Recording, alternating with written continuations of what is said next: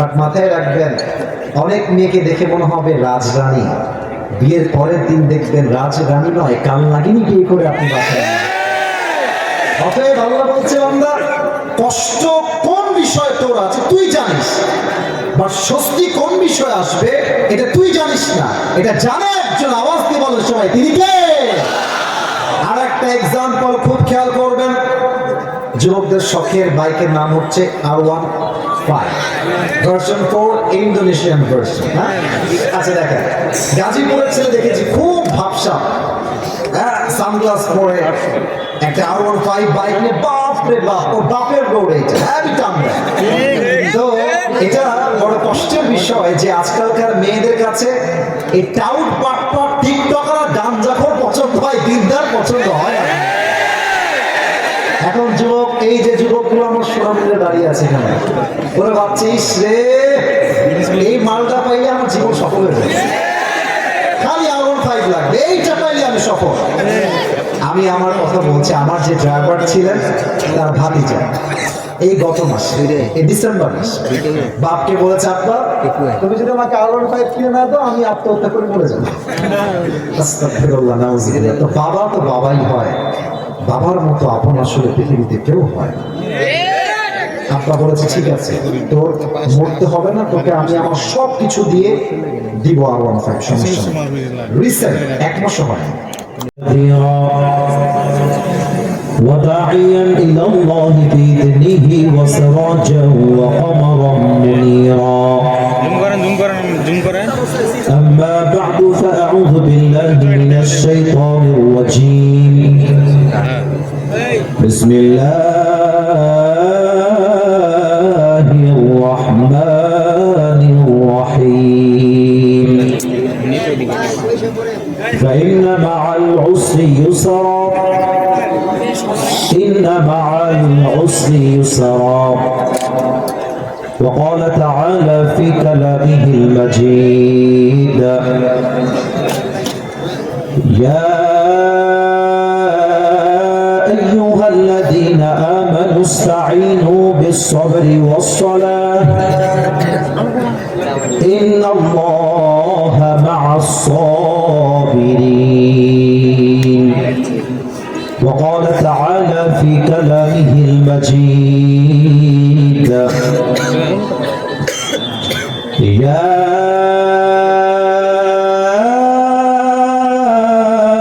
أيها الذين آمنوا اصبروا وصابروا ورابطوا واتقوا الله لعلكم تفلحون.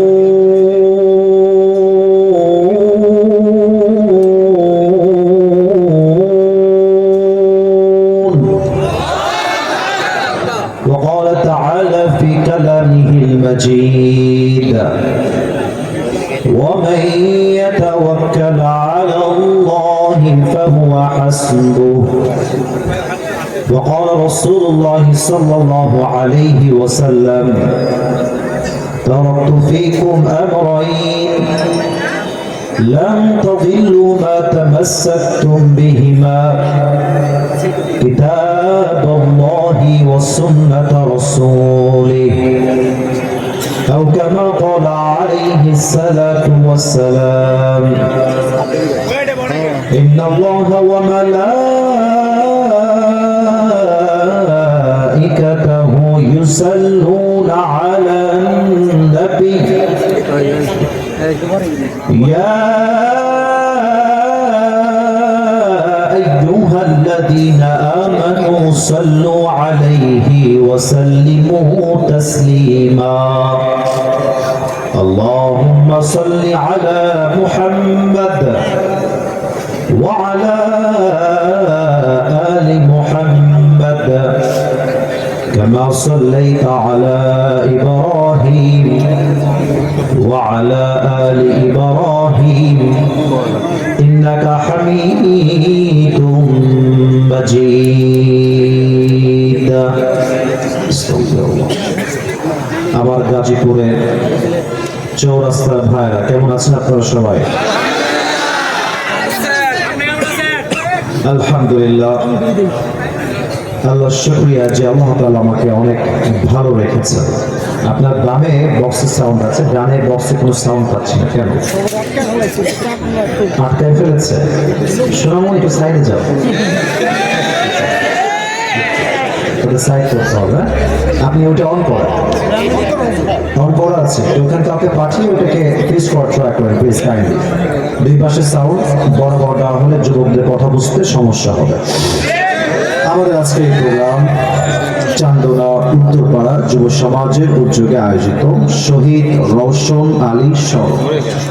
আমাদের আজকের এই প্রোগ্রামে প্রধান অতিথি আছেন আলহাজ মোহাম্মদ আলাউদ্দিন চৌধুরী। আমি ওনার জন্য দোয়া করে দিই, আল্লাহ তাআলা ওনাকে ইসলামের খাদেম হিসেবে কবুল এবং মঞ্জুর করুন। পরের সবাই দিল থেকে জবান খুলে আমিন। যেহেতু সবার পরিচয় দেওয়া হয়েছে, সবার নাম বলা হয়েছে, সবাই বক্তব্য দিয়েছেন, তাই আমি আহামরি লম্বা করছি না, টাইম ইজ টু শর্ট। আমাদের আজকে এই প্রোগ্রামের সভাপতি আছেন আলহাজ মোহাম্মদ মিজানুর রহমান মন্ডল স্যার, কথা বললেন। উনি একজন পুলিশ কর্মকর্তা। আল্লাহ তাআলা স্যারকে জনগণের খেদমত তার সন্তুষ্টির জন্য করার তৌফিক দান করুন। পরে সবাই আমিন। উদ্বোধক রয়েছেন জনাব আলহাজ সুরুজ আহমদ। যারাই রয়েছেন বিশেষ মেহমান হিসেবে অনেকের নাম দেখতে পাচ্ছি। It's really hard to mention all the name, যদিও এটা করা সম্ভব নয়। আমি জাস্ট এক বাক্যে সবার জন্য দোয়া করে দেই। অ্যারেঞ্জমেন্ট কমিটি এন্ড যারা চিফ গেস্ট আছেন, বিশেষ অতিথি আছেন, সবাইকে যেন আল্লাহ তাআলা ইসলামের খাদেম ওমর ফারুক রাদিয়াল্লাহু তাআলা আনহুর মতো কবুল এবং মঞ্জুর করে নিক। পরের সবাই আমিন। আমি যা দেখতে পাচ্ছি আজকের এই মাহফিলে ডানে এবং আমার সামনে যত মানুষ আজকের মাহফিলে এসেছেন, যদি আমার ভুল না হয় সবাই আপনারা নিজেরাই একবার তাকায় দেখেন পুরো মাহফিল। Try to observe this situation. একটু দেখেন সবাই। আচ্ছা, ওরে বাবা উঠে গেছে এদিকে এদিকে। যতজন আজকে মাহফিলে এসেছেন অ্যাজ এ অডিয়েন্স, শ্রোতা হিসেবে আমার বিশ্বাস যত শ্রোতা এসেছে তার 90% বেশি কলিজার টুকরা যুবক ভাই আজকের মাহফিলে। ইসলামের বিজয় যে সুনিশ্চিত, এটার ভিক্টরি যে কনফার্ম, এটাকে রুখে দেওয়ার সাধ্য যে কারো নাই। আজকে গাজীপুরের মাটিতে যুবকদের উপস্থিতি এটাই প্রমাণ করছে। যুবক ভাইরা, প্রত্যেকটা যুবককে নেক হায়াত দান করুক। পরের সময় আমিন। তবে শুরুতে কিছু কথা বলবো, এটা না বললে হবে না। এখানে আমার বামে যারা আছেন, they are very honorable person, they are very respected person, we all respect them too much. আমরা সবাই তাদেরকে সম্মান করি না যুবক ভাইরা? অবশ্যই আমরা সম্মান করি। সবাই আমাদের এখানে মান্যগণ্য ব্যক্তি এবং তারা সবাই অসাধারণ পার্সোনালিটি বিলং করেন বলে আমি বিশ্বাস রাখি। তবে মাহফিল কমিটি, অ্যারেঞ্জমেন্ট কমিটি এবং সবাইকে আমি বলবো, মাহফিলের সিস্টেম হবে, এটা আমি আদবের সাথে বলছি। কারো প্রতি আমার কোনো রাগ নেই, ঢাক নেই, কোনো প্রকার ক্ষোভ নেই। গাজীপুর ঢাকার মধ্যে পড়ে। ঢাকা হচ্ছে বাংলাদেশের রাজধানী, father of all the father's, brand of all the brand, তাই না? ঢাকার সাথে কম্পেয়ার করা যাবে না। তো আপনারা সবাই শিক্ষিত মানুষ, খুবই আপনারা মার্জিত মানুষ। প্রধান আলোচক আসার পরে তাকে বসিয়ে রেখে 40 মিনিট সময় নেওয়া, এটা কোনো ভদ্রতার মধ্যে পড়ে না। সম্মান রেখে বলছি, কাউকে আমার অসম্মান করছি না। ওয়াল্লাহি আল্লাহর কসম, এটা আল্লাহকে সাক্ষী রেখে বললাম। কেন বললাম এইটা? যেহেতু এটা আজকে মিস্টেক হয়ে গেছে, নেক্সট বছর মাহফিল হবে, এই মিস্টেকটা নেক্সট টাইম আর রিপিট হবে না। আমি আবারও বলছি, আমি সম্মান রেখে বলছি। কারণ হলো, প্রধান আলোচক যখন 40 মিনিট বসে থাকে আর মানুষ অন্য কথা শুনে, তখন তার স্থির শোনার যে মনোমাইন্ড থাকে, একটা চিন্তা থাকে, যে অ্যাক্টিভিটি থাকে, ওইটা ওই 40 মিনিটে নষ্ট হয়ে যায়। আর আমি আমার পুরো জীবনে যত মাহফিল করেছি আমি 40 মিনিট কোথাও বসেছিলাম এটা আমার কখনো মনে পড়ছে না জীবনে। তো স্যারদেরকে বলবো, স্যারদের কোনো ভুল নাই, অ্যারেঞ্জমেন্ট কমিটির সিস্টেমে ভুল হয়েছে। আমি আসার পূর্বে বক্তব্যটা শুরু হলে আমি এসে 10 মিনিট বসতাম, তাহলে একটা মার্জিত ভাবটা থাকতো। 40 মিনিট বসে রাখার জন্য আমি নিজে বিরক্ত বোধ করেছি, তবে যুবকদের জন্য আমি সবকিছু স্যাক্রিফাইস করতে প্রস্তুত আছি। আমি সবার কাছে আবদার রাখবো, আমি আবারও স্যারদেরকে বলছি, স্যারদের প্রতি আমার ন্যূনতম কোনো ক্ষোভ নেই, কোনো প্রকার আমার কোনো বিদ্বেষ নেই। আল্লাহ প্রত্যেকটা আমাদের মান্যগণ্য ব্যক্তিকে জনগণের খাদেম হিসেবে কবুল এবং মঞ্জুর করুন। পরের সবাই আমিন। আচ্ছা, আমি যে কথাটা বললাম, আমাকে হুজুর হিসেবে দেখা বাদ দিয়ে দেশের নাগরিক হিসেবে দেখেন। সবার তো একটা বাক স্বাধীনতা আছে নাকি?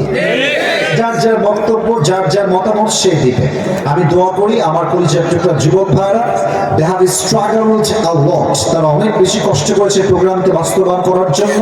আল্লাহ প্রত্যেকটা যুবককে যেন আগামী বছর এর চাইতে আরো সুন্দর মাহফিল ইখলাসের সাথে করার তৌফিক দান করে। পরের সময় আমিন।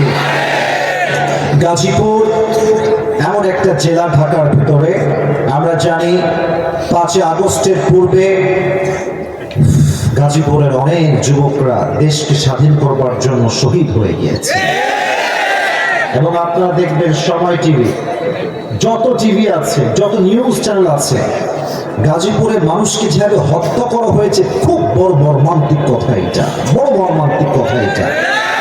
এবং ওনারা বললেন ওনারা জেল খেটেছেন, বাড়ির থেকে বাহিরে ছিলেন, এটা খুবই কষ্টের কথা। আমরা একটা কথা আজকে এই মাহফিল থেকে অ্যানাউন্সমেন্ট দিতে চাই, আগামীতে কোন স্বৈরাচারকে এই দেশে আমরা চুল পরিমাণ বরদাস্ত করব না। এখানে অনেক বিএনপির ভাইরা আছেন, হয়তো অনেক আওয়ামী লীগের ভাইরাও মেবি থাকতে পারে, এবং আমরা অনেক যুবক ভাইরা আজকের মাহফিল আছি।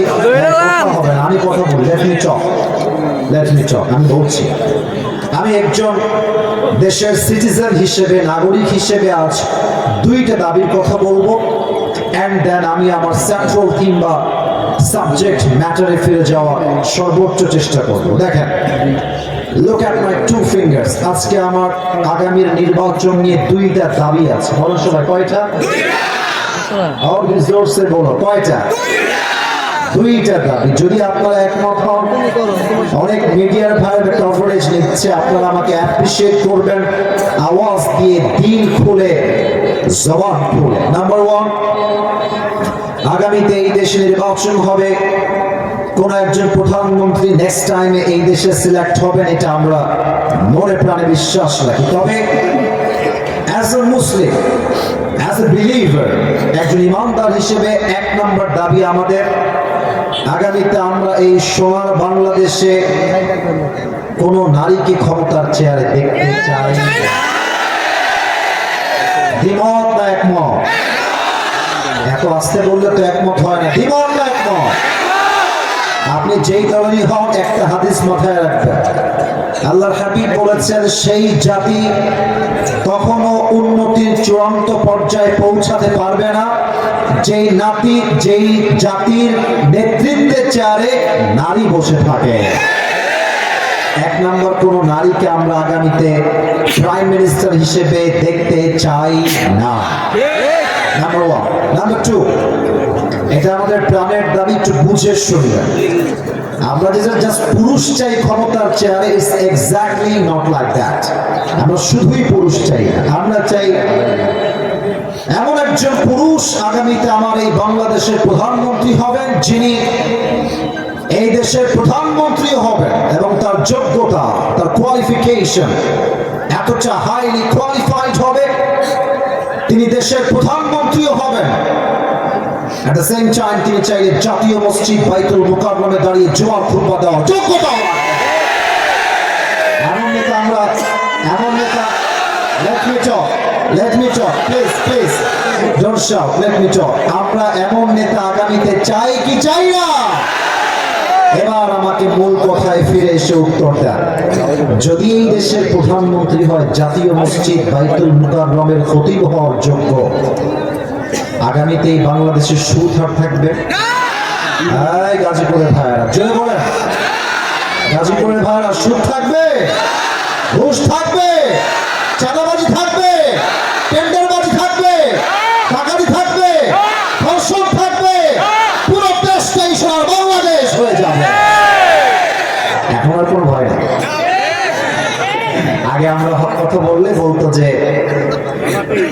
জামাতিও বলতো, রাজাকারও বলতো, জঙ্গিবাদ বলতো, মৌলবাদ বলতো।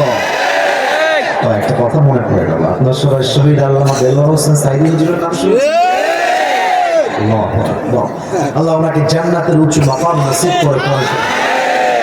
গাজীপুরের মানুষ আসলে অ্যাক্টিভ। আর যে আমিনের সাউন্ড পাচ্ছি আর ঠিক বেঠিকের সাউন্ড পাচ্ছি, এটা ফার্স্ট স্টেপেই প্রমাণ হয়ে গেছে গাজীপুরের সন্তান কেউ কাপুরুষের সন্তান নয়, সব বীরপুরুষের। শহীদ আল্লামা দেলোয়ার হোসেন সাইদি হুজুর বলতেন, যারা আমাদেরকে মৌলবাদী বলে গালি দাও, আমরা মোটেও রাগ করি না। কেন রাগ করি না? মৌল আসছে মূল থেকে। মূল মানে হলো কোরআন, মূল মানে হাদিস, মূল মানে হচ্ছে আল্লাহ তাআলা, মূল মানে হচ্ছে হিজ লাস্ট মেসেঞ্জার মুহাম্মদ সাল্লাল্লাহু আলাইহি ওয়াসাল্লাম। তো যারা তোমরা আমাদেরকে মৌলবাদী বলে গালি দাও, আমরা হলাম মূলবাদী, তোমরা সব আগাবাদী। এবার বলেন তো, গাছের আগায় শক্তি বেশি না গোড়ায় শক্তি বেশি? উনি বলতেন, তোমরা থাকো গাছের আগায়, বাড়াবাড়ি বেশি কইরো না সোনামণিরা, জুলুমের রাজনীতি কইরো না, আলেমদেরকে ধরেছে খানায় বন্দী করো না। যদি বেশি বাড়াবাড়ি করো, সময় আসবে এমন 16 কোটি মানুষ গাছের গোড়ায় একটা ঝাঁকুনি দিবে, মামার বাড়ি দিল্লি গিয়ে পড়বা, দিল্লি গিয়ে তারা পড়েছে। স্পষ্ট ভাষায় আমার আজকে মাহফিলে পায়গাম, স্পষ্ট মেসেজ সবার জন্য, যদি আগামীতে আমার এই বাংলাদেশের ক্ষমতার চেয়ারে কোন স্বৈরাচার বসতে চায়, সেই স্বৈরাচারকে আবার পতন ঘটাবার জন্য এই গাজীপুরের মাটির থেকে একটা শহীদ আবু সাঈদ নয়, দুইটা শহীদ আবু সাঈদ নয়, হাজার হাজার শহীদ আবু সাঈদ মাথায় কাপড়ের কাপড় বেঁধে বুকের তাজা রক্ত দিয়ে শহীদ হওয়ার জন্য আল্লাহর রাস্তায় জিহাদ করতে বাধ্য হবে। কারা কারা শুধু হাত তুলে আল্লাহকে দেখায় না।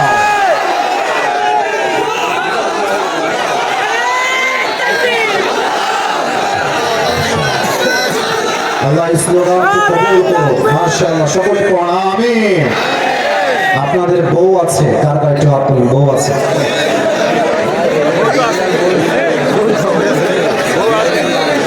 বউ আছে, আচ্ছা, হাত নামান, হাত নামান।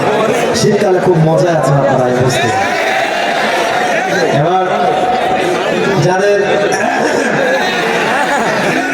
বউ নাই, খুবই কষ্টে আছে, তারা একটু হাত।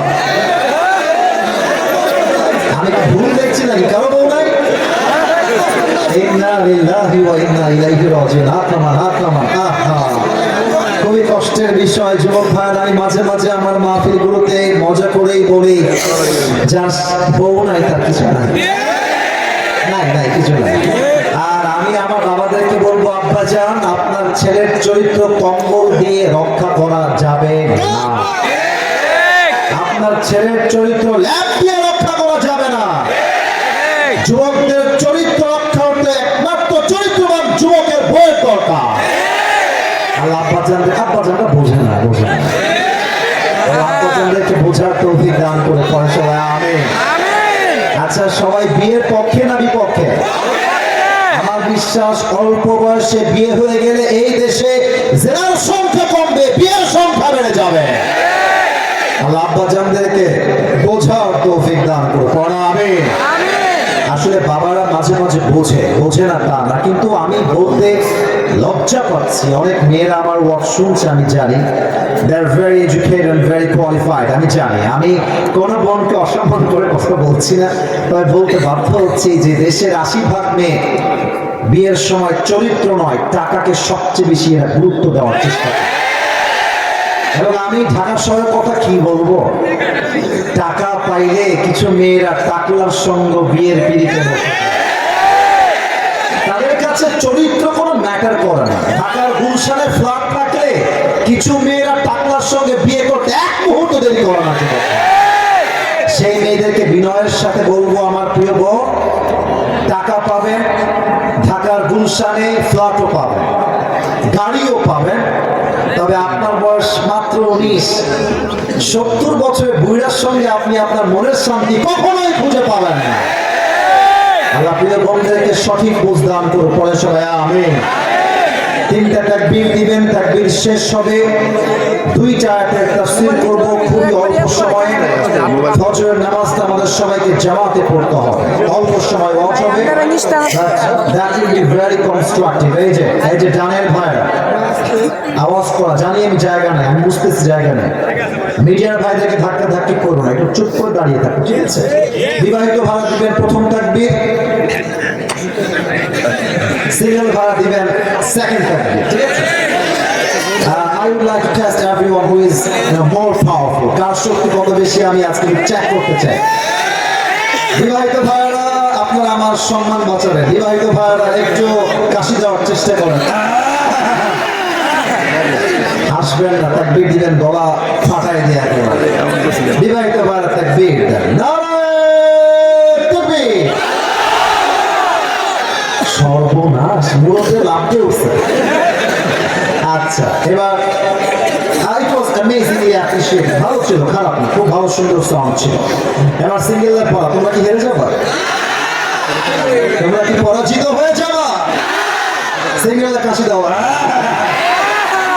আর স্যার যারা আপনারা আছেন, স্যার আপনারা আমার উপর রাগ রাগ না রেখে নাম্বারটা আপনারা দিবেন, আমি জানতে চাই আসলে কে জিততেছে। Single people, it's time for you. Single ভাড়া তাকবীর দেন আমার সাথে, নারায়ে তাকবীর। বিবাহিত ভাইরা মাফ করে দিবেন, হলো না, মানে জিততে গিয়েও আবার আপনারা হেরে গেলেন। যাই হোক, जो हो गया, past is past, present is everything। এবার আমরা সবাই মিলে একটা তাকবীর দিব, তাকবীরের আওয়াজের ঠেলায় আমি স্টেজ থেকে নিচে পড়ে যাব। আপনারা সবাই মিলে একটা কাশি দেন। গাজীপুরের সন্তান যে আমরা, বিড়ালের বাচ্চা নয়, সব সিংহের বাচ্চা, এটা তাকবীর দিয়ে প্রমাণ করতে হবে। রাজি আছেন তো ইনশাআল্লাহ? নারায়ে তাকবীর।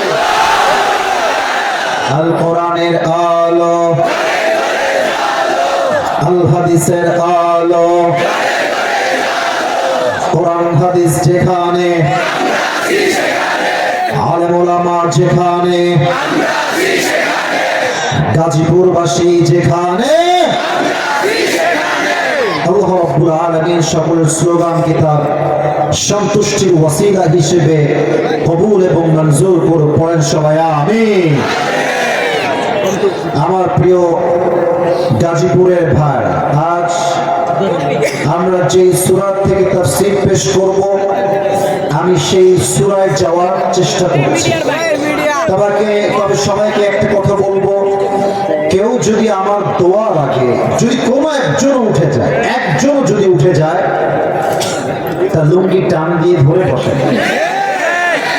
তবে খেয়াল রাখবেন লুঙ্গি যেন পুরোটা খুলে না যায়, জাস্ট টান দিয়ে বসায় দিবেন, কারণ পুরো বছরে একদিন এসেছি, আবার কবে দেখা হবে জানি না। আজকের মাহফিলে এসেছি, দোয়া না করে কেউ বাসায় আমরা ফিরবো না, ঠিক না?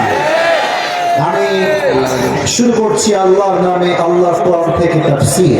আজ যে সূরা থেকে আমরা তাফসীর পেশ করব, সূরাটার নাম হচ্ছে সূরাতু আলাম নাশরাহ। আমার প্রিয় গাজীপুরের ভাই সবাই বলেন সূরাতু আলাম নাশরাহ। আওয়াজগুলো জোরে চাই, তার আওয়াজ যেন কমে না যায়। সূরাতু আলাম নাশরাহ থেকে আজকে আমরা তাফসীর পেশ করার সর্বোচ্চ ট্রাই করব অল্প সময়ের ভিতরে। এই সূরাটা আছে 30 নম্বর পারা। বলেন সবাই, কত নম্বর পারা? 30 নম্বর পারা। এই সূরার আয়াত সংখ্যা হচ্ছে, এই যে কই যায়, এই নীল মিডিয়া, আচ্ছা ঠিক আছে, সাইডে যাও, খবরদার কেউ যেন আমি উঠতে না দেখি। This is the last warning for everyone, কেউ উঠে যাবে না, সবাইকে আমি অবজার্ভ করার ট্রাই করছি। এই সূরার আয়াত সংখ্যা হচ্ছে মোট 8টা। গাজীপুরের ভাইরা মোট কয়টা?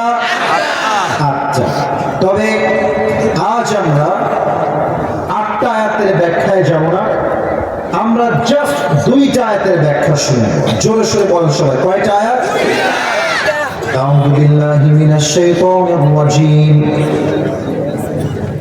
بسم الله الرحمن الرحيم فإن مع العسر يسرا Inna ma'al usri yusra. Indeed and verily, with every hardship there is ease. এই আয়াতের তর্জমা হচ্ছে প্রত্যেকটা কষ্টের সাথে স্বস্তির দেখা, স্বস্তির সন্ধান। বলেন তো গাজীপুরের ভাইরা আছে না নাই? আপনি যদি আমার কথাগুলো আজকে এখান থেকে শোনেন, এখান থেকে কথা বুঝে আসবেন, এখান থেকে শুনতে হবে, কারণ প্রত্যেকটা পয়েন্ট খুবই ডিপ। যদি আপনি দিল দিয়ে না শোনেন, ইহা সে শুনোগে ইহা সে নিকাল জায়গা।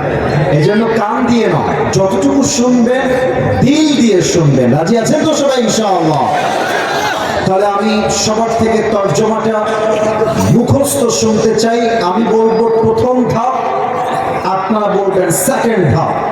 কষ্টের সাথেই আছে, এই জোরে কোন বামে সাউন্ড নেই, ডানে পারফেক্ট সাউন্ড, মাশাআল্লাহ। কষ্টের সাথেই আছে স্বস্তি বা সুখ। এটা হচ্ছে সূরাতুল আলাম নাশরাহ এর 5 এবং 6 নম্বর আয়াত।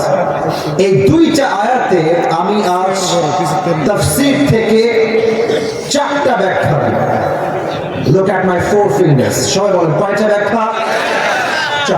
4টা ব্যাখ্যা শেষ হবে, 2টা ঘটনা বলবো, দোয়া হবে, and then we will go back to our home. বলেন সবাই ইনশাআল্লাহ। আসুন আমরা ব্যাখ্যায় ফিরে যাই। আমি দেখতে পাচ্ছি অনেক মাদ্রাসার ছাত্র ভাইরাও আছেন। এটা খুবই আমার জন্য সৌভাগ্যের বিষয় যে আপনারা মাহফিলে অংশগ্রহণ করেছেন। আমি কথা বলতে ভেরি কমফোর্টেবল ফিল করবো, বিকজ আপনারা আমার কথা আরো ভালো বুঝবেন। যুবক ভাইরা অবশ্যই বুঝবেন। খেয়াল করেন, আল্লাহ তাআলা বলছেন ফাইন্না মাআল উসরি ইউসরা, ইন্না মাআল উসরি ইউসরা। এখানে তর্জমা হচ্ছে কষ্টের সাথেই আছে স্বস্তি। খুব খেয়াল করেন, এখানে উস তথা কষ্ট এটা আসছে আগে, ইউস তথা স্বস্তি এটা আসছে পরে। তাহলে কষ্ট এসেছে আগে, স্বস্তি এসেছে পরে। তবে আপনি যদি এই আয়াতের দিকে অ্যারাবিক যে গ্রামারের নিয়ম আছে, রুল আছে, সেই দিক থেকে তাকান, তবে এখানে স্বস্তি এসেছে আগে, কষ্ট এসেছে পরে। তাহলে যদি আপনি পড়তে যান তেলাওয়াত হিসেবে ফাইন্না মাআল উসরি ইউসরা, এখানে স্বস্তি আসছে পরে, কষ্ট আসছে আগে। বাট আরবি নিয়ম অনুযায়ী এখানে স্বস্তি আসছে আগে, কষ্ট আসছে পরে। এখন বলবেন হুজুর এই গ্রামারটা বলার উদ্দেশ্য আপনার কি ছিল? এটা আমার উদ্দেশ্য না, এটা আল্লাহর উদ্দেশ্য। আল্লাহ গ্রামার অনুযায়ী স্বস্তিকে আগে রেখে এটা বোঝাতে চায় যে বান্দা, তোর জীবনে যত কষ্ট আসুক, তোর ফোকাস, তোর পার্সপেক্টিভ, তোর দৃষ্টিকোণ কষ্টের দিকে হবে না, স্বস্তির দিকে হবে। কষ্টের দিকে না, স্বস্তির দিকে। এবার আমাকে উত্তর দিলেই তাফসীরটা আরো ভালো বুঝে আসবে। যে মাস চলছে, মাসটার নাম হচ্ছে কি মাস? এই যে আসতে করে রে বাবা, কি মাস? 2000 কয় সাল? 25 সাল। আমাকে উত্তর দিবেন সবাই, কেউ যেন বাদ না যায়। এই জানুয়ারি মাসে আপনি কয়দিন না খেয়েছিলেন? একদিনও না, তাই না? আচ্ছা, যদি বলি এই জানুয়ারি মাসে আপনি কয়দিন অসুস্থ ছিলেন? বলবেন 2-1 জন হয়তো 1-2 দিন অসুস্থ ছিলাম। এর মানে আপনি যদি পুরো জীবনটাকে একটু অবজার্ভ করেন, দেখবেন যে আপনার জীবনে কষ্টের সংখ্যা কম, শক্তির সংখ্যা বেশি। ঠিক না? বলে আল্লাহ বলছে বান্দা কষ্টের দিকে তাকাস না, শক্তির দিকে তাকিয়ে দেখ, তোকে তোর জীবনটাকে সুন্দর করে দিবে একজন। তিনি কে? এখন চলছে শীতকাল। সেই দিন আমার প্রোগ্রাম ছিল বগুড়া। নাম শুনছেন না আপনারা? বগুড়া একটা উন্নত জেলা। তো আমি প্রোগ্রামে গেলাম, আল্লাহ তাআলার ফয়সালা, গাড়িটা নষ্ট হয়ে গেছে। আমার গাড়িও নষ্ট, যে গাড়ি ভাড়া করে নিয়ে আসছি ওই গাড়িও নষ্ট, দুইটাই নষ্ট রাস্তার মাঝে। রাত বাজে 2টা, কম করে শীতে আমি থরথর করে কাঁপছি।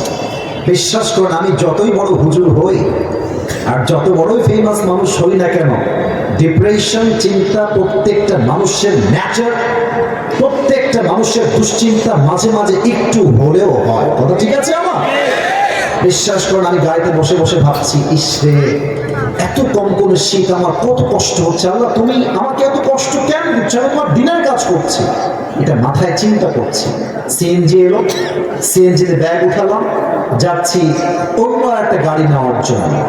তো আমাকে যখন বগুড়া রেল স্টেশন দিয়ে ক্রস করানো হলো, চিন্তা চেঞ্জ হয়ে গেল।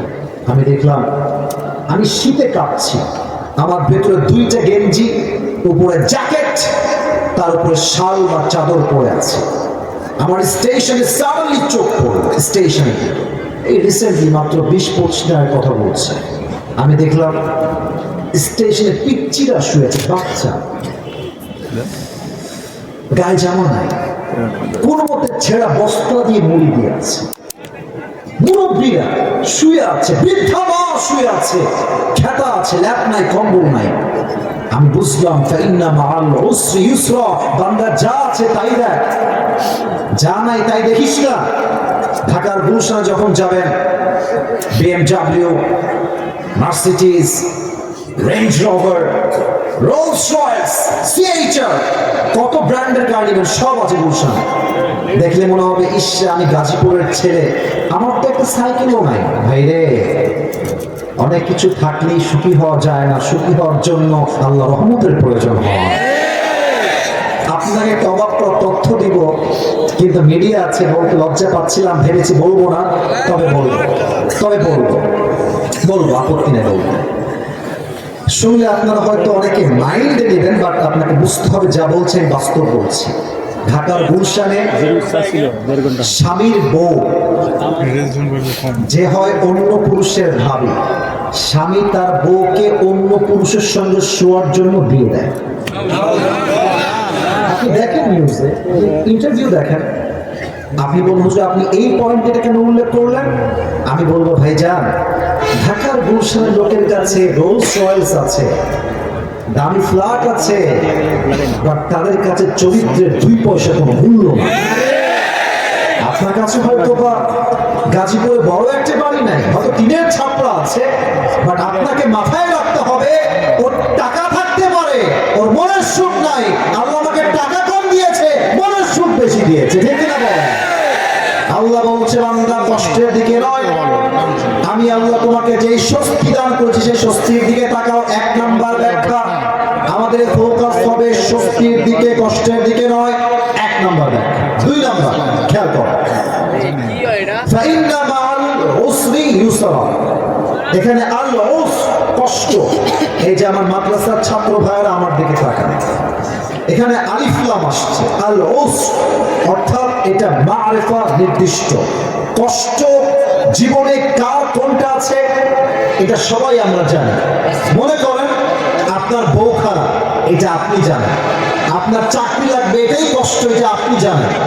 বা স্বস্তি কোথায় আসবে এটা আমরা কেউ জানি না, এটা খবর রাখে একজন, তিনি কে?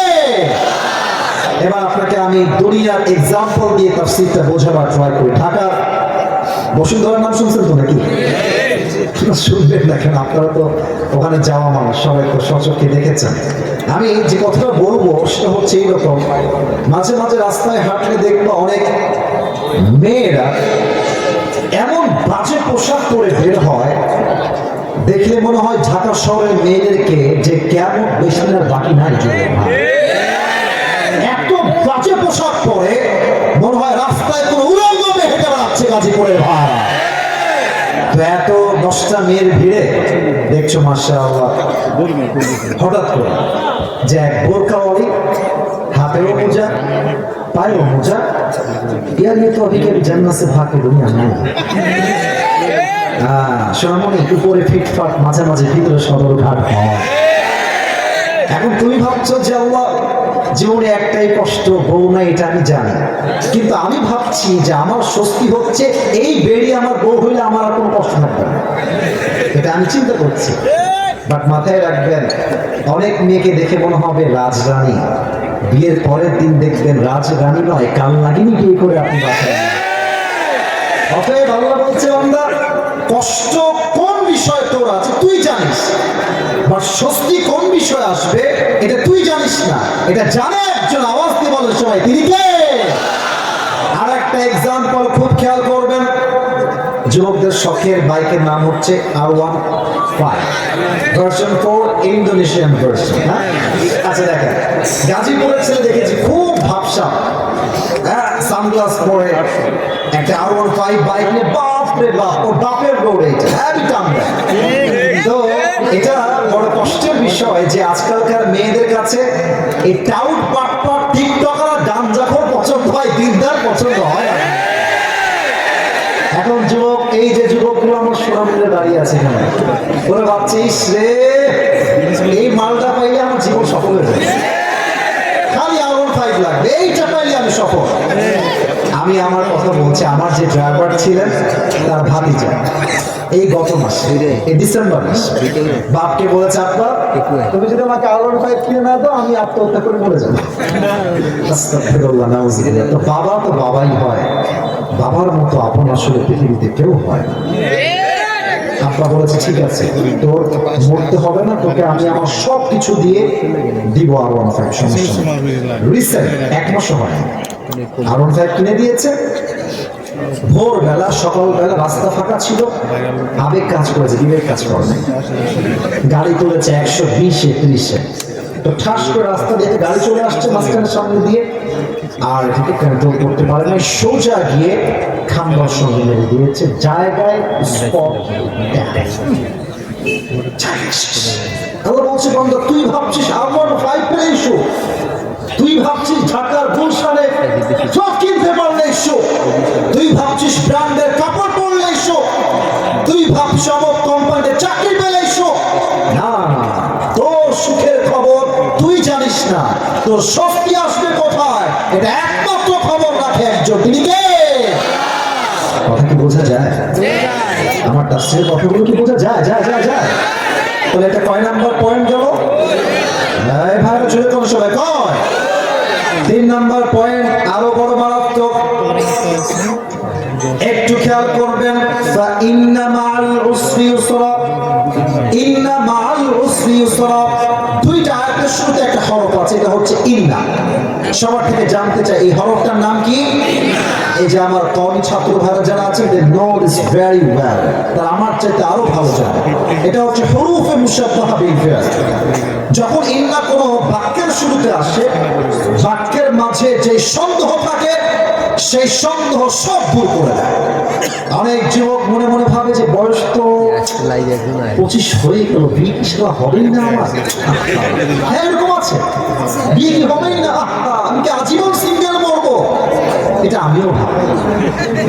তো আল্লাহ বলছে, বান্দা যতই টেনশন করিস না, ফাইন্না মাআল উসরি ইউসরা, নিশ্চয়ই তো সমস্ত হতাশা দূর করবে একজন, তিনি কে? ফাইন্না, নিশ্চয়ই কষ্ট দূর হবে। 4 নাম্বার ব্যাখ্যা, শেষ ব্যাখ্যা আমার, আল্লাহ রাব্বুল আলামিন বলছে ফাইন্না মাআল উসরি ইউসরা। এখানে তরজমা হবে কষ্টের সাথেই আছে সুখ। আমরা তরজমা মাঝে মাঝে করি কষ্টের পরেই সুখ, এটা ভুল তরজমা, এই তরজমা করা যাবে না। কারণ কি, খেয়াল করো, যদি কষ্টের পরেই সুখ তরজমা হতো তাহলে আল্লাহ বলতেন ফাইন্না বা'দাল উসরি ইউসরা। কিন্তু কষ্টের পরেই সুখ নয়, কষ্টের সাথেই স্বস্তি। আল্লাহ বলছে ফাইন্না মাআল উসরি ইউসরা। এর ব্যাখ্যা একটা ঘটনা বলতে চাই আমি আমার জীবন থেকে, বলা যাবে নাকি যাবে না? আপনারা আমাকে ফেসবুকে আগে দেখেছেন নাকি কখনো? মানে আপনার সবাই আমাকে চেনেন নাকি? আমার যে একবার গাড়ি অ্যাক্সিডেন্ট হয়েছিল, এটা আপনারা দেখছেন কেউ কেউ? আচ্ছা, মাশাআল্লাহ। এটা 2024 সালের জানুয়ারি মাসের কথা। আমার প্রোগ্রাম ছিল, এটা আমি বানায়ও বলছি না, টাইম পাস করার জন্য বলছি না, আমি জাস্ট বোঝাবো কষ্ট আছে যেখানে স্বস্তিও আছে। আরে ডায়লগটা দেন না, কষ্ট আছে যেখানে স্বস্তি আছে। আমি প্রোগ্রাম করে কুমিল্লার দিকে আসছি, চাঁদপুরে আমার প্রোগ্রাম ছিল। গাড়িটা যমুনা ফিউচার পার্কের পাশে যে ব্র্যান্ড নিউ শোরুম গুলো আছে না, ওই পাশে ডান দিকে ঢুকেছে। গাড়িটা কিনেছি জানুয়ারি মাসের 1 তারিখে। তো তো কিনেছি আসলে দামি গাড়ি, মোটামুটি অনেক দাম ছিল ওই সময়, মার্কেট প্রাইস মেবি 55 লাখ ছিল। এটা শো অফ না, আপনি একটু পরে বুঝতে জানি আসলে কি বলতে চাই আপনার। তো গাড়িটা কিনে খুব শখের গাড়ি, মাশাআল্লাহ, খুবই সার্ভিস ভালো অ্যান্ড লুকিং জাস্ট ওয়াও, দেখতে সুন্দর। তো চাঁদপুর থেকে আমার প্রোগ্রাম, আমি আসবো কুমিল্লাতে, এসে ঘুমাবো। তো দেখবেন যে গ্রামের যে রাস্তাগুলো হয় তিরিং বিরিং তিরিং বিরিং রাস্তা, একবার ডানে ডানে গিয়ে আবার বামে, বামে গিয়ে আবার ডানে। তো আমার ড্রাইভার সাহেবের এমন আবেগ কাজ করেছে, গ্রামের রাস্তায় গাড়ি তুলেছে 80-তে। তো আবেগের জন্য কি হয়েছে, রাস্তা ভেজা, বৃষ্টি হয়েছে। তো দেখেন, look at my right hand, ডান হাত দেখেন, গাড়ি যাচ্ছে আমি সোজা, বোঝা যায়? ও ভাই কথা বোঝা যায়? সোজা যাচ্ছে গাড়ি। তো রাইটে টার্ন নেওয়া লাগবে, অর্থাৎ ডান দিকে যাওয়া লাগবে। গাড়ি কিন্তু আছে 80-তে, আর রাস্তা পুরোটা ভিজা আর কাদা। তো আমার ড্রাইভার সাহেব বলছে আবেগ কাজ করেছে, বিবেক কাজ করে নাই, 80-তে গাড়ি আছে। তো এই দেখেন, ঠাস করে ইউটার্ন নেওয়ার জন্য গাড়িটা এমনি ঘুরাইছে, গাড়িটা ডান দিকে না গিয়ে সোজা খাদে চলে গিয়েছে। আর খাদে গেছে কেমন আমি বুঝে বলি, একবার এমনি উল্টাইছে, আবার উল্টাইছে, আবার উল্টাইছে, থার্ড টাইম আমি বুঝলাম আমি জমিনের পানিতে পড়লাম। আমি তো অলরেডি কালেমা পড়ে ফেলেছি, তখন খুব সিরিয়াস ছিলাম আসলে, সবাই কালেমা পড়েছি, আমরা যারা ছিলাম সবাই মোটামুটি কালেমা পড়ে ফেলেছি। তো গাড়ি যখন নিচে পড়ে গেল, আমি দেখতে পাচ্ছি ভেতর থেকে পানি উঠছে, গাড়ির ভেতরে পানি অলরেডি উঠে গেছে। আমার সামনে যিনি ছিলেন গ্লাসে বাড়ি দিয়েছে, বাড়িতে গ্লাস ভেঙে গেছে, ও জানলা দিয়ে লাফ দিয়েছে পানির ভেতর, ওখানে নেমে গেছে ওখানে। আর আমরা ছিলাম 7 জন। গাড়ির এমন জোরে আওয়াজ হয়েছে কুমিল্লাতে, অনেক এলাকার লোক ওখানে চলে আসছে, আশেপাশে সবাই চলে আসছে, কি হলো, কে এখানে, বেঁচে আছে কিনা, মরে গেল, সবাই দেখতে চলে আসছে। কোনো মতে আমাকে গাড়ি থেকে বের করা হলো, আমি পানির থেকে উপরে উঠলাম। যখন উপরে উঠেছি, গাড়ির দিকে আমি তাকাই, দেখলাম যে মাশাআল্লাহ আমার গাড়ির সামনের দিকে গ্লাস ভেঙে গেছে, ডান দিকে আমার জানালা নাই, নিচে আমার সিট নাই, উপরে আমার ছাদ নাই, গাড়ি নাই, গাড়ি নাই। তো মনটা এত খারাপ লাগলো, ইস রে, কেমন ব্র্যান্ড নিউ গাড়িটা কিনলাম, শোরুম থেকে 7 দিন হলো না, এত কষ্টের টাকা জমিয়ে কিনলাম, শেষ হয়ে গেল। কষ্ট, স্বস্তি কোথায়? এক জায়গায় স্বস্তি আছে যে ইস রে, আরে গাড়ি গেছে যাক না, যেখানে আমার বাঁচার কথা নয়, এখানে আমার চুল পরিমাণ কোনো আঘাত আমার গায়ে লাগে না। আল্লাহকে বললাম, আল্লাহ গাড়ি যাক, আমি তো বেঁচে আছি, আমার ঠ্যাং তো ভাঙে নাই, আমার হাত তো ভাঙে নাই, এটাই কথা। বেঁচে থাকলে একদিন এইসব গাড়ি নয়, একদিন BMW কিনতে পারবো, ঠিক কিনা বলে? আল্লাহ বলছে, বান্দা কষ্টের পরে সুখ নয়, কষ্ট আছে যেখানে স্বস্তি আছে সেখানে। আচ্ছা, একজন মা যখন গর্ভবতী হয়, পেটের ভিতরে একটা যন্ত্রণা, বলেন তো গাছের ভাইরা আছে না? কি যে কষ্ট হয় মায়ের, একমাত্র মাই জানে। বাট মায়ের মাথায় একটা চিন্তা স্বস্তির থাকে যে যত কষ্টই আমার হোক, আমি তো মা ডাকটা শুনবো, আমার সন্তান যখন আমাকে মা ডাক দিবে, সমস্ত কষ্ট আমি এক মুহূর্তেই ভুলে যাব, ঠিক না বলে? আল্লাহ বলছে, বান্দা কষ্টের পরে সুখ নয়, কষ্টের সাথেই রয়েছে স্বস্তি। তবে এই বার্তা সেই মানুষ বুঝবে যার মাঝে আছে 2টা গুণ। সবাই 2 হাত তোলে, এই যে 2 আঙ্গুল, সবাই আমাকে দেখাবেন। কষ্টের সাথেই আছে স্বস্তি, এটা আমল করতে কয়টা গুণ লাগবে? আপনাদের সকলের শোনার মন আছে তো ইনশাআল্লাহ? হাত নামা, সবাই একটা তাকবীর দেন। নারায়ে তাকবীর। 12টা বেজে গেছে অলরেডি, ওয়াচ 1 ঘন্টা হয়ে গেছে, আরো 10 থেকে 15 মিনিট সময় আমাকে দেওয়া যাবে না ইনশাআল্লাহ? ইনশাআল্লাহ, আওয়াজ তো বলছে না, বলেন সবাই ইনশাআল্লাহ। 1 নাম্বার গুণের নাম হচ্ছে ধৈর্য। বলেন সবাই, 1 নাম্বার গুণের নাম কি? ধৈর্য। আমি একটা কথা সবাইকে জিজ্ঞেস করতে চাই, যদি আমার ভুল হয় আপনারা আমাকে ধরিয়ে দিবেন। সাররাবা, আমি আমার জায়গা থেকে বলছি, আমার সামনে যতগুলো যুবক এখানে এসেছে, এটা আমার আন্তরিকতার বিশ্বাস এখানে 90% বেশি যুবক ভাইরা আমরা সবাই মধ্যবিত্ত পরিবারের সন্তান এই মাহফিলে এসেছে। আমি আমার একটা ওয়াজে বলেছিলাম যে মধ্যবিত্ত পরিবারের সন্তান মানেই হচ্ছে একটা ব্র্যান্ড। বাইক দিবেন চলবে, কার দিবেন চলবে, বলবেন যে কার দিব না, বাইক দিব না, হেঁটে হেঁটে এসো তাও আমার চলবে, কারণ আমি মধ্যবিত্ত পরিবারের সন্তান, ঠিক কিনা? আপনি আমাকে ভাত দিবেন, ডাউল দিবেন, তাও আমার চলবে। আপনি আমাকে ভাত দিবেন, আলু ভর্তা দিবেন, তাও আমার চলবে। আপনি আমাকে ভাত দিবেন, গোস্ত দিবেন, তাও আমার চলবে। আপনি আমাকে এক প্লেট ভাত দিবেন, আর কিছুই দিবেন না, এক গ্লাস পানি দিবেন, একটা মরিচ দিবেন, আমার পান্তা ভাত হলেও চলবে। আপনি বালিশ দিবেন, ঘুমাবো, বালিশ দিবেন না, তাও ঘুমাবো। খাট দিবেন, ঘুমাবো, খাট দিবেন না, তাও ঘুমাবো। কারণ হলো আমি বড় ঘরে খেয়ে পড়ে বড় হওয়া ব্রয়লার মুরগি না। আমি মধ্যবিত্ত পরিবারের সন্তান। আমি যেমন আরাম করতে পারি, তেমন আমি মাথার ঘাম পায়ে ফেলে কঠোর পরিশ্রম করতে পারি, ঠিক কিনা বলেন? আল্লাহ বলছে কি দেখেন, ইন্নামা ইউওয়াফাস সাবিরুনা আজরাহুম বিগাইরি হিসাব। কিয়ামতের দিন মানুষের মাঝে দুইটা দল হবে, ফারিকুম ফিল জান্নাহ ওয়া ফারিকুম ফিস সাঈর।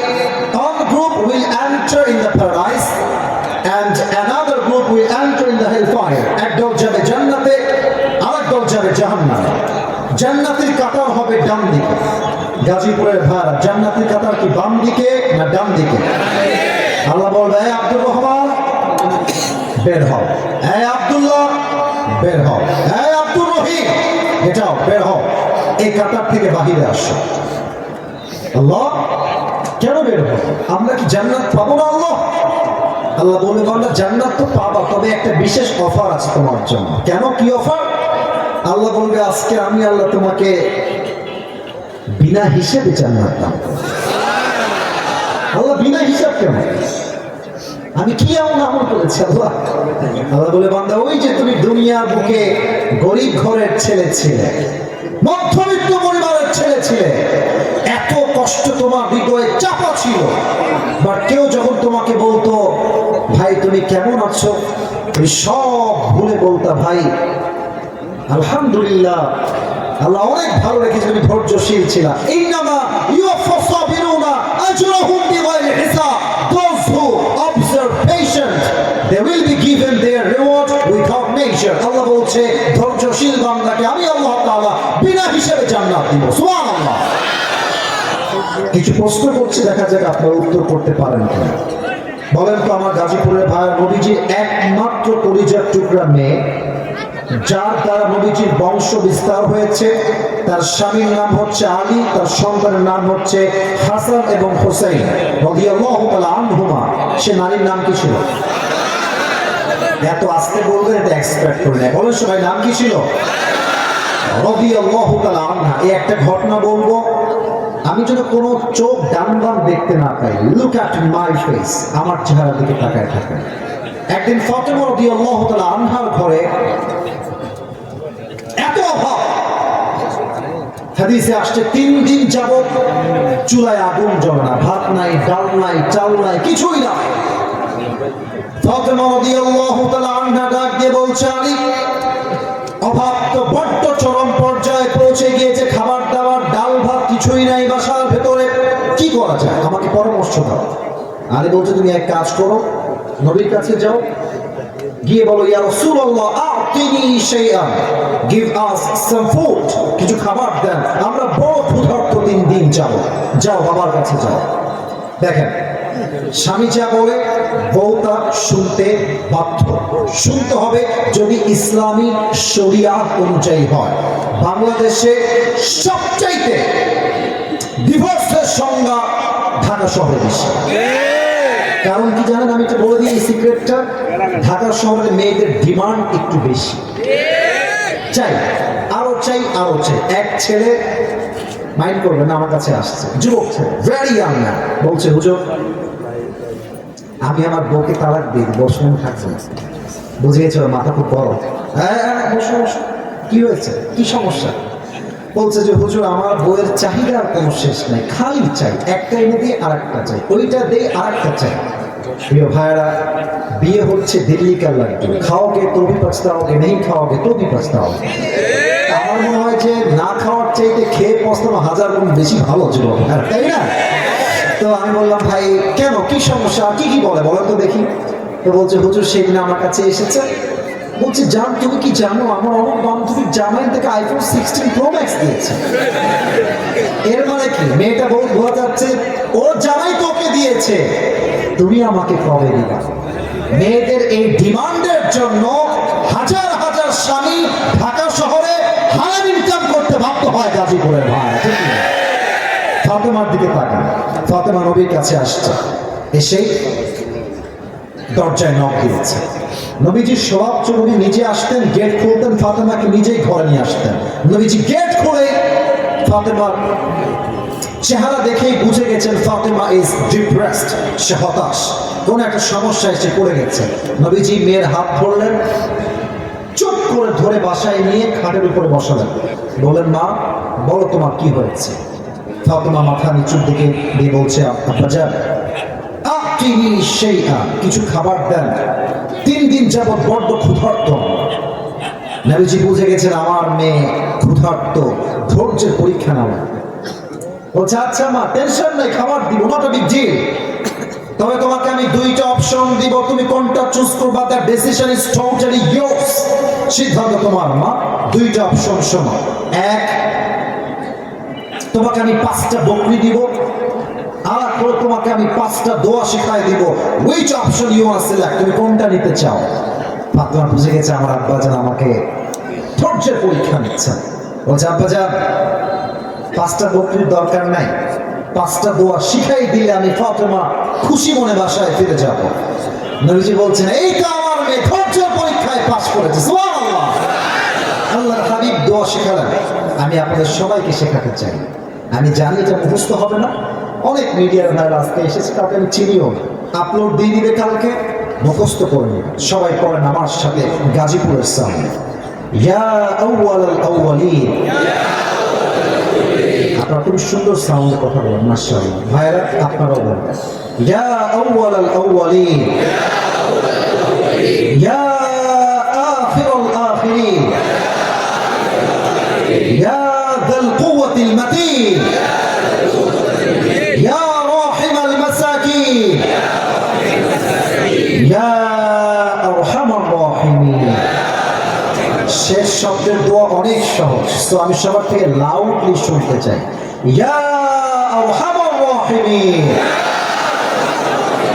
যাও ফাতেমা গিয়ে এই আমলটা করার চেষ্টা করো ফাতেমা বাসায় ফিরে আসছে তো আলী গেটের কাছে দাঁড়িয়ে আছে যে ফাতেমা আসবে হাতে কিছু খাবার থাকবে আমি নিব ফাতেমাও খাবে আমিও খাবো আলী রাদিয়াল্লাহু তাআলা আনহু দূর থেকে দেখছেন ফাতেমা ফিরে আসছে বাট হাতে ফাতেমার 2 হাতে কিছুই নাই 2 হাত ফাঁকা আলী বলছে ইয়া ফাতেমা এই না পা ওয়্যার ইজ দ্য ফুড খাবার কোথায় তোমার হাত তো খালি ফাতেমা বলছে আলী যাহাবতু লিদ-দুনিয়া ওয়া জিতু বিল আখিরা যাহাবতু লিদ-দুনিয়া ওয়া জিতু বিল আখিরা আমি আমার প্রিয় আব্বার কাছে নবীর কাছে দুনিয়া চাওয়ার জন্য গিয়েছিলাম তবে আমার আব্বা যেন আমাকে দুনিয়া নয় 2 হাত ধরে আখিরাত দিয়ে ফেরত পাঠিয়ে দিয়েছে আলী বলছে হবে না পেটের যন্ত্রণা আর সহ্য হচ্ছে না এবার আমি যাব ও আব্বা জানেরা জামাই আসছে শ্বশুরের কাছে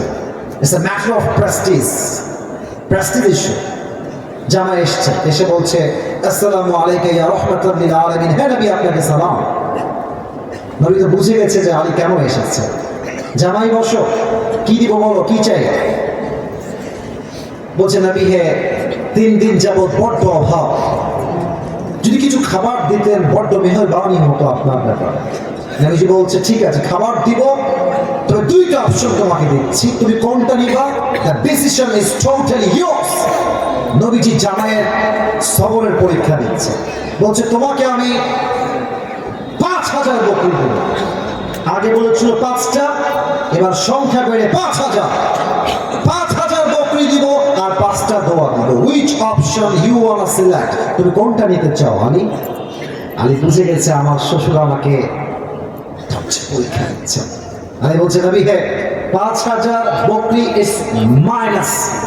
আমাকে আপনি 5টা দোয়া শিখাই দেন। নবীজি আবার সেই 5টা দোয়া আলীকে শিখিয়ে দিলেন। আলী রাদিয়াল্লাহু তাআলা আনহু বাসায় ফিরে আসলেন। ফাতেমা এবং আলী রাদিয়াল্লাহু তাআলা আনহু দুইজন মিলে এই 5 শব্দের দোয়ার আমল করলেন। হাদিসে আসছে এই 5টা শব্দের দোয়ার আমলের বিনিময়ে আল্লাহ তাআলা তাদের সংসারের সমস্ত অভাবকে গায়েবী খাজানার থেকে দূর করে দিলেন। সুবহানাল্লাহ। অতএব অভাব পরিবারে আসবে, টাকা থাকবে না, ব্যবসা থাকবে না, চাকরি থাকবে না, কিছুই থাকবে না, বাট মাথায় রাখবেন কষ্টের সাথেই আছে স্বস্তি। ধৈর্যের সঙ্গে স্থির থাকে, আপনার পথ খুলে দিবে একজন। আওয়াজ দিয়ে বলেন সবাই, তিনি কে? 1 নম্বর হলো ধৈর্যশীল হওয়া জীবনের যে কোনো মুহূর্তে। 2 নম্বর হচ্ছে আল্লাহর উপরে তাওয়াক্কুল। وَمَن يَتَوَكَّلْ عَلَى اللَّهِ فَهُوَ حَسْبُهُ. Whoever trusts in Allah subhanahu wa ta'ala, Allah is sufficient for him. যে ব্যক্তি আল্লাহর উপরে ভরসা করতে পারে, আল্লাহ বলছেন আমি একাই তার জন্য যথেষ্ট হয়ে যাই। সুবহানাল্লাহ। এটা আমার শেষ হাদিস বলছি, এটা বলেই দোয়া করব। তবে একটা প্রবাদ বাক্য আছে, শেষ ভালো যা। আরে ভাই কথা কোন? শেষ ভালো যা সব ভালো তার। এটা আমার শেষ হাদিস। আমাকে গিভ মি জাস্ট 5 মিনিটস, 5টা মিনিট সময় দেন। যদিও বা এটা দেওয়া লাগতো না, যদি আমি বসে না থাকতাম হয়তো 12টার আগে ওয়াজ শেষ করে। কিন্তু আমরা কথা বলেছেন তাই 5 মিনিট সময় চাচ্ছি আপনাদের কাছে। বলেন তো নবীজির মোট স্ত্রী ছিল কয়জন? সবাই জানে, তাও কথা কয় কয়জন? সেকেন্ড প্রশ্ন, নবীর প্রথম স্ত্রীর নাম কি ছিল? খাদিজা রাদিয়াল্লাহু তাআলা আনহা। আমি এখন জাস্ট একটা হাদিস বলবো, হাদিসের একটা টাইটেল দিচ্ছি, খাদিজার সঙ্গে নবীজির বিয়ে কেমন হয়েছিল। That is the title of this হাদিস। শোনেন, খাদিজা ছিলেন এমন একজন নারী যিনি আরবের সবচেয়ে ধনী এবং richest women in Arabic world. তার মতো ধনী মেয়ে আরব বিশ্বে দ্বিতীয় আর কেউ ছিল না। প্রথম স্বামীও মারা গেছে, দ্বিতীয় স্বামীও মারা গেছে, থার্ড হাজবেন্ড সেও মারা গেছে। খাদিজা একদিন রাতের আধারে ঘুমিয়ে থেকে স্বপ্ন দেখছে যে আকাশে একটা চাঁদ উঠেছে, চাঁদের আলোতে পুরো দুনিয়াটাই আলোকিত হয়ে গেছে। উনি চাঁদের দিকে তাকিয়ে অবাক, চাঁদের আলো এত বেশি হতে পারে। দেখছেন চাঁদটা তাকানোর সাথে সাথে আকাশ থেকে খাদিজার বুকের দিকে আর চাঁদটা ভেঙে ভেঙে পড়ছে। স্বপ্ন দেখি কি স্বপ্ন দেখলাম, এটা ব্যাখ্যা কি হবে? তার চাষের নাফেল, তিনি ছিলেন স্বপ্নের ব্যাখ্যাবিদ। তার কাছে গেলেন, বললেন যে চাচা আমি স্বপ্নে দেখলাম আকাশ থেকে চাঁদটা ভেঙে আমার বুকের দিকে পড়ছে, এই স্বপ্নের ব্যাখ্যাকে আমাকে এখনই বল। তার চাচা তাওরাত খুললেন, ইনজিল খুললেন, ব্যাখ্যা করে জানলেন যে Khadija, it's a good news for you, it's a good news, তোমার জন্য এক বিশাল সুসংবাদ। কি সংবাদ? তার চাচা বলছে শেষ নবী এই জামানার তোমার স্বামী হিসেবে কবুল হতে চলেছে। সুবহানাল্লাহ। অপেক্ষা করো, সেই স্বপ্নের পুরুষ তোমার জীবনে একদিন আসবে। একদিনের ঘটনা, নবীজি ব্যবসার জন্য খাদিজার বাসায় আসলেন, এটা আমরা সবাই জানি। খাদিজা দূর থেকে দেখলেন এক যুবক এসেছে। তার চেহারা, তার মুখের চাপদাড়ি, তার ফিজিক্যাল অ্যাট্রাকশন, তার হ্যান্ডসামনেস, তার সৌন্দর্য, তার ব্যক্তিত্ব, খাদিজা দেখেই বুঝে গেছে এটাই হবে শেষ নবী। সুবহানাল্লাহ পড়বেন না আপনারা সবাই? কিন্তু আমাদের যুবকদের লজ্জা শরম একটু কম, তাই আমরা প্রস্তাব চাইলে দিতে পারি, বাট মেয়ে মানুষের লজ্জা একটু বেশি। ওরা চাইলে বিয়ের প্রস্তাবটা সহজে দিতে পারে না। তো খাদিজা প্রস্তাব দিবে কেমনে প্ল্যান করলেন, একটা ছোট্ট প্ল্যান। ওনার একজন দাসী ছিলেন, তাকে ডাকলেন, ডেকে বললেন এই নেন হাদিয়া, অনেক হাদিয়া, একটা কাজ করে দিবেন, এই যুবককে আমার পক্ষ থেকে বিয়ের প্রস্তাব দিবেন। তো মুরব্বীদের বুদ্ধি একটু বেশি হয়। মহিলার বয়স ভালো ছিল, সে বলল খাদিজা আজকে নয়, ব্যবসা করে ফিরে আসুক, নেক্সট টাইম প্রস্তাব দেওয়া যাবে।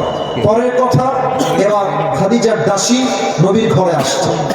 হ্যাঁ যুবক ভাই মন দাও, মাত্র 3 মিনিট বাকি আমার বলার জন্য, 3 মিনিটে শেষ করার ট্রাই করছি। নবীর ঘরে খাদিজার দাসী আসছে। এসে সালাম কালাম দিয়ে কথা বলছে, very normally conversation they are making. তো কি বলছে?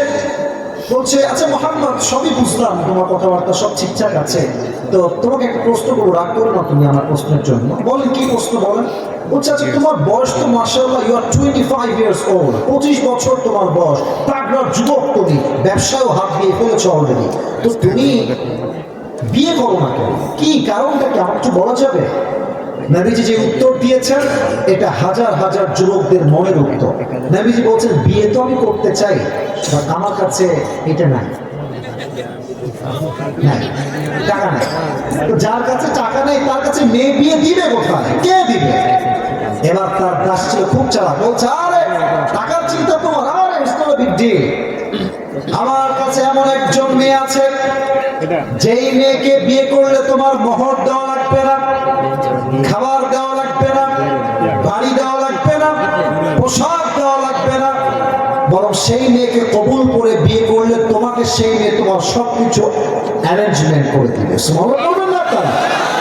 তো নবীজি রিয়াকশন দেখেন, আমার চশমা একটু খুলি, নবীজি এমনি মানে এমন মেয়ে কি আদৌ আছে? কোথায় পাবো এমন মেয়ের সন্ধান? সে মেয়ের নাম কি আমাকে বলো? তো সে বলছে ইসমুহা খাদিজা, তার নাম হলো খাদিজা, তুমি কি বিয়ে করবা? অবাক করার বিষয় হচ্ছে নবীজি আগের থেকে খাদিজা রাদিয়াল্লাহু তাআলা আনহাকে মনে প্রাণে পছন্দ করতেন, তবে it's a matter of money, matter of money. মনে রাখবেন, বড় ঘরের ছেলে গরিব ঘরের মেয়েকে বিয়ে করে, বাট বড় ঘরের মেয়ে কখনো গরিব ঘরের ছেলেকে বিয়ে করে না।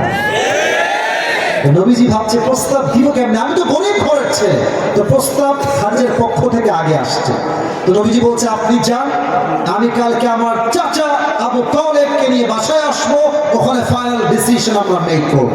তো দাস চলে আসছে, তারপরে দিন নবীজি চাচাকে নিয়ে গিয়েছেন খাদিজার বাসায়। তো আবু তালেব বলছে খাদিজা আপনি কি শিওর, আর ইউ 100% কনফার্ম যে আপনি তাকে বিয়ে করবেন, মুহাম্মদকে বিয়ে করবেন? বলছে ইয়েস, আই এম 100% কনফার্ম যে আমি তাকে স্বামী হিসেবে পেতে চাই। তো এবার আবু তালেব বলছে খাদিজা আমরা প্রস্তাবে রাজি আছি, তবে একটা কথা বলতে চাই, আমার ভাতিজার কাছে টাকা পয়সা কিছু নাই, বাড়ি গাড়ি কিছু নাই, তবে এতটুকু বলবো আমার ভাতিজার মতো আদর্শবান চরিত্রবান এই তল্লাটে দ্বিতীয় আর কেউ নাই যুবক ভাই, ঠিক কিনা বলে? খাদিজা বলছে আমার এটাই দরকার, টাকার দরকার আমার নাই। মায়েরা বুঝে নিয়ে কথাটা, মায়েরা বোনেরা বুঝে নিয়ে কথাটা। খাদিজা বলছে আমার টাকা পয়সা লাগবে না, চরিত্র হলেই আমার চলবে। তো কি করা যায়? এখন বিয়ে হবে। এখন আবু তালেব বলছে খাদিজা আমরা আপনাকে কি মোহর দিব? মোহর তো আমাদের কাছে দেওয়ার মতো কিছু নাই, আমরা গরিব ঘরের ছেলে, তবে একটা মোহর দিব আপনাকে, 20টা উট মোহর হিসেবে। বলছে ঠিক আছে, যা দিলেন তাতেই আমি খুশি। 20টা উট মোহর দেওয়া হলো, বিয়ে হয়ে গেল। এখন বিয়ের পরে মেহমান আসছে, বর পক্ষ কনে পক্ষ, কিছু খাওয়া দাওয়ার আয়োজন করার দরকার আছে না? বলছে না, খাওয়া দাওয়ার দরকার একটু আছে না ভাইরা, বলেন একটু অলিমার দরকার। তো খাদিজার মন কত বড়। খাদিজা বলছে যেহেতু আমার স্বামী গরিব ঘরের ছেলে, আপনারা আমার 20টা উট যে মোহর হিসেবে দিয়েছেন, এই 20টা উট মেহমানদের জন্য, মেহমানদারি করার জন্য আল্লাহ রাস্তায় জবাই করে দেন। এবার বিয়ে হয়ে গেল, আত্ম সম্পূর্ণ হয়ে গেল। বাসর, খাদিজা বাসর রাতে আগেই বসে আছে। নবীজি বাসর ঘরে এন্ট্রি নিয়েছেন, প্রবেশ করেছেন। হাদিসের শেষ অংশে আমি আছি, এটাই শেষ অংশ। নবীজি এসে খাদিজার পাশে বসেছে। তো নবীজি একটু নার্ভাস, প্রথম বিয়ে হলে যা হয়, হ্যাঁ বাসরে সবাই নার্ভাস ফিল করে, নবীজিও নার্ভাস। তো নবীজি চুপচাপ বসে আছে, খাদিজাও চুপচাপ বসে আছে। তো খাদিজা যেহেতু আগের থেকে একটু অভিজ্ঞ মানুষ, নবীর চাইতে একটু বেশি, তো খাদিজা নিজের থেকেই বলছে আচ্ছা আপনি কি জানেন যে আমি আপনাকে স্বামী হিসেবে কেমনে পেয়েছি? আপনি জানেন এটা? নবী বলছেন না তা তো আমি জানি না, আপনি কেমনে পেয়েছেন? তো আপনি জানবেন, আমি কেমনে জানবো আপনার ঘটনা? তো খাদিজা বলতে শোনেন তাহলে আমার ঘটনা। আমি যখন প্রথমবার বিয়ে করলাম, প্রথম বিয়েতে আমার এক সন্তান হলো, স্বামী আমাকে সন্তান রেখে দুনিয়ার থেকে বিদায় নিলেন। দ্বিতীয়বার বিয়ে করলাম, সন্তান হলো, তার নাম হলো হিন্দ, স্বামী মরে গেলেন, সন্তান থেকে গেল। থার্ড টাইম আবার বিয়ে করলাম, হতাশা সব কাটিয়ে আবার বিয়ে করলাম।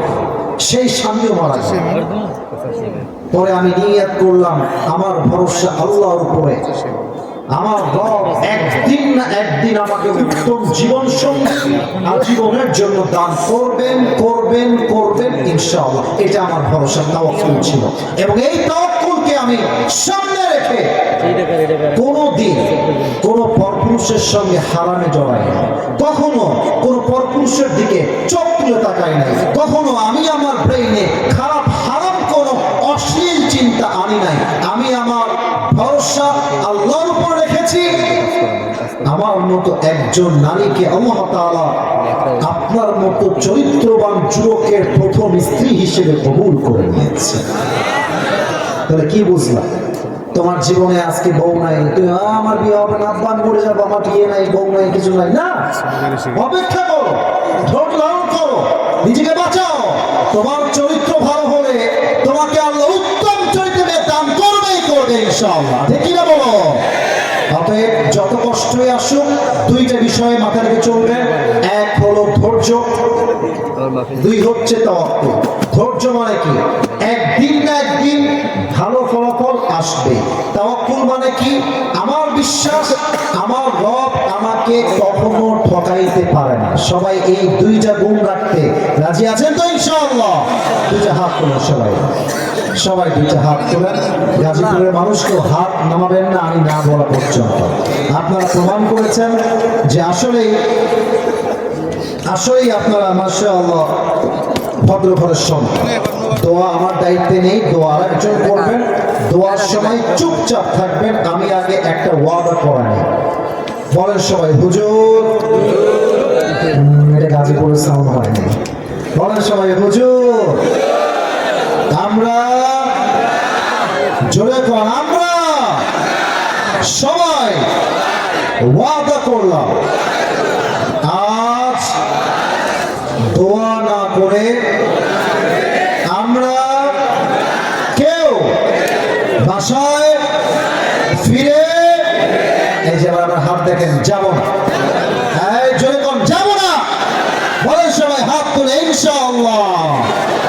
হাত নামান। এবার যদি কেউ দোয়ার মাঝে উঠে যায়, আল্লাহর হাবিব বলেছেন লা ঈমান আলা লিমান লা আমান আলা। যার ঈমানের ঠিক নাই তার কথা ঠিক নাই। ঠিক কি না বলে? যারা ওয়াদা দিয়েছেন কেউ যদি ডান বাম হয়ে যায় আমাকে ডাক দিবেন। দুই একটা প্রশ্ন আসছে, উত্তর না দেওয়াটাই উত্তম হবে। এর কারণ রাত অলরেডি অনেক গভীর হয়ে গেছে। হুজুর দোয়া করবেন, দোয়ার পরে আমরা একসঙ্গে বাসায় যাবো। রাজি আছেন তো সবাই ইনশাআল্লাহ? একটু হ্যান্ড মাইকটা হুজুরকে দিলে হুজুরের সুবিধা হবে। ভেরি ফাস্ট, দ্রুত। কেউ যেন না ওঠে। এ পর্যায়ে আমাদের মাঝে দোয়া পরিচালনা করছেন অত্র অঞ্চলের